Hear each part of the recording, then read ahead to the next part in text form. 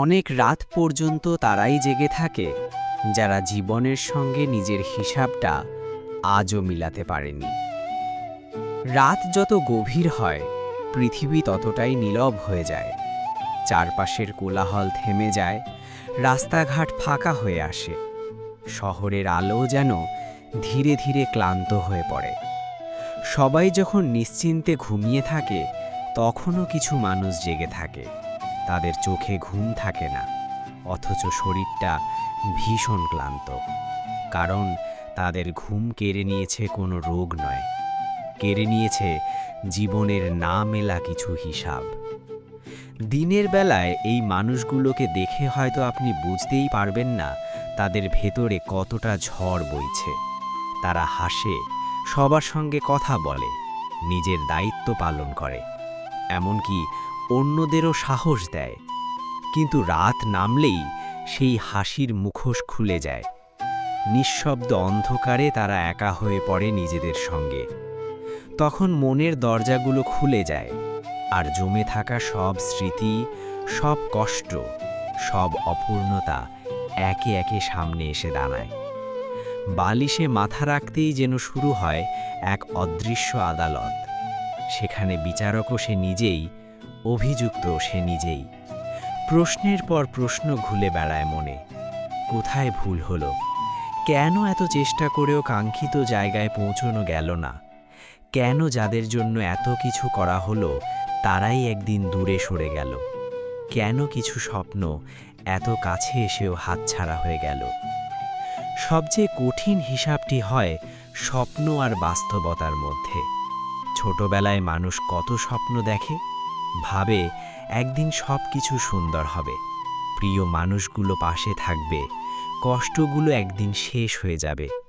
কিন্তু সময়ের সঙ্গে সঙ্গে বাস্তবতা শেখায় জীবন সবসময় আমাদের ইচ্ছা মতো চলে না।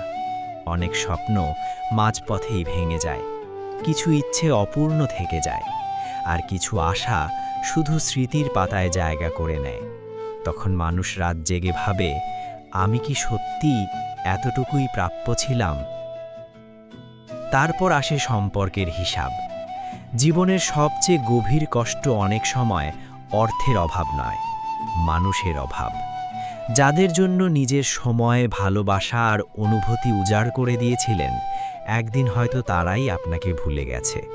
আপনার প্রয়োজন ফুরিয়ে গেলে আপনিও যেন অপ্রয়োজনীয় হয়ে গেছেন।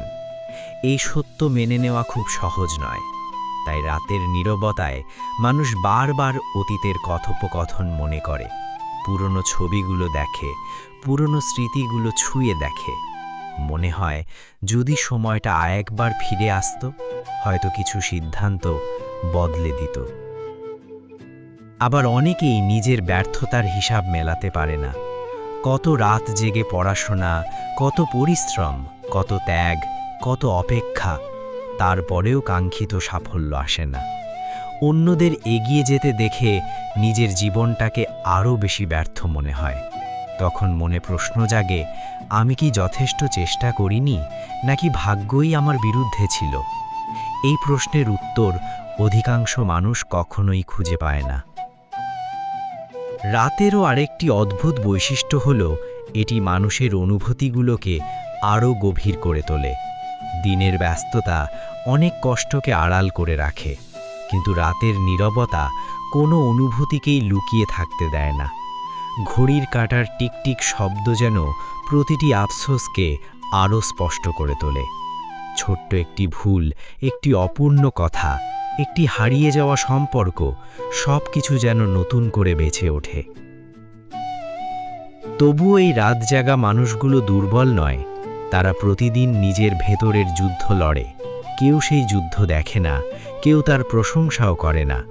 তবুও তারা হাল ছাড়ে না, কারণ তারা জানে জীবন থেমে থাকার নাম নয়। যত কষ্টই থাকুক, সকাল হলে আবার নতুন করে পথ চলতে হবে। মনে রাখবেন, জীবনের সব হিসাব একদিনে মেলে না। কিছু প্রশ্নের উত্তর সময় দেয়, কিছু ক্ষত সময়ই সারিয়ে তোলে। আজ যে ব্যথা আপনাকে ঘুমাতে দিচ্ছে না, হয়তো কয়েক বছর পর সেটাই আপনার জীবনের সবচেয়ে বড় শিক্ষা হয়ে দাঁড়াবে। আজ যে স্বপ্ন ভেঙে গেছে, হয়তো আগামীকাল তার চেয়েও সুন্দর একটি দরজা আপনার জন্য খুলে যাবে।